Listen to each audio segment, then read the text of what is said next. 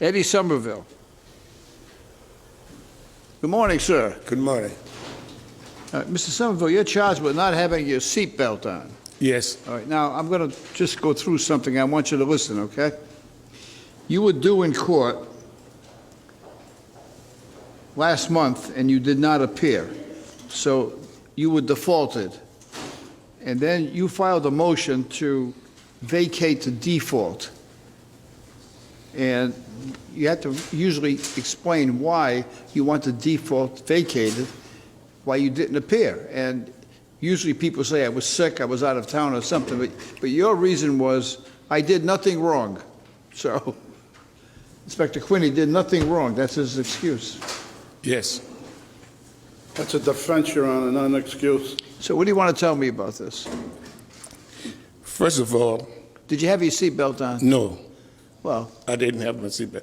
But so I find it to be stupid, quite honestly. Oh. If for the reason, if I don't take my medication, I offend myself. Nobody takes me to court for that.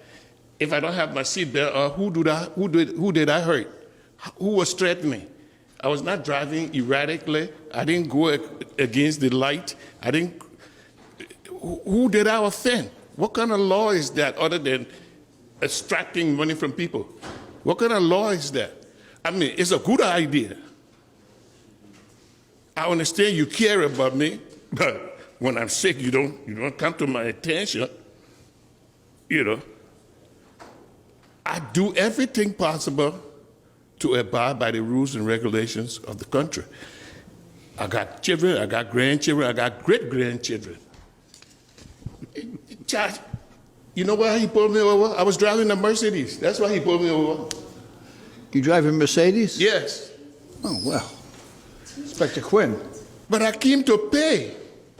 I came to pay the money. And then they jack it up almost 100%, like a long shot. Oh, I see. It was $40 plus $35 court Yeah. costs. Oh, I see what you mean. Your Honor, that's because he obeys all the laws and all the rules. I got it. He missed the court date. I know. That's the $35 charge. Mr. Somerville, Yes, sir.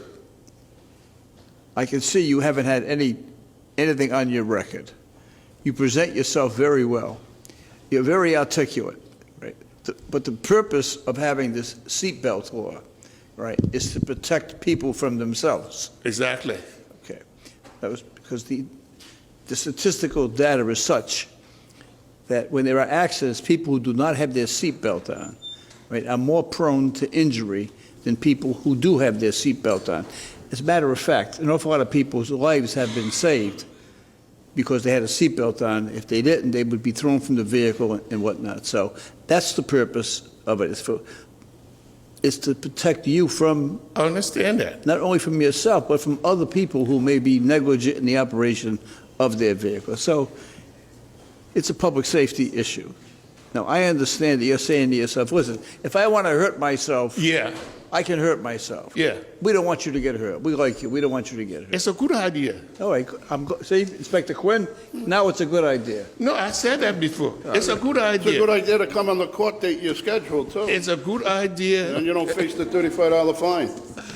All right, Mr. Somerville, you came here to pay the $40. Yes. Okay, and they try to charge you $35 court cost. Exactly. I'm going to waive the $35 court cost. It's going to cost you $40. I don't. Okay. Good luck to you, sir. Thank you. Eddie Somerville believes that if he doesn't want to wear a seatbelt, he shouldn't have to. I find it to be stupid, quite honestly. Oh. If I don't have my seatbelt, who did I hurt? The question whether it's moral or even legal to have laws that protect people from themselves is an ongoing debate. On the one side are those who argue that it's the government job to make sure its citizens are protected. On the other side are those who believe that they alone should be responsible for the consequences of their actions. Which side is right? Thankfully, that's up for the lawmakers to decide. For me, as a husband, a father, a grandfather, and a great-grandfather, I choose to buckle up. And I hope you do too.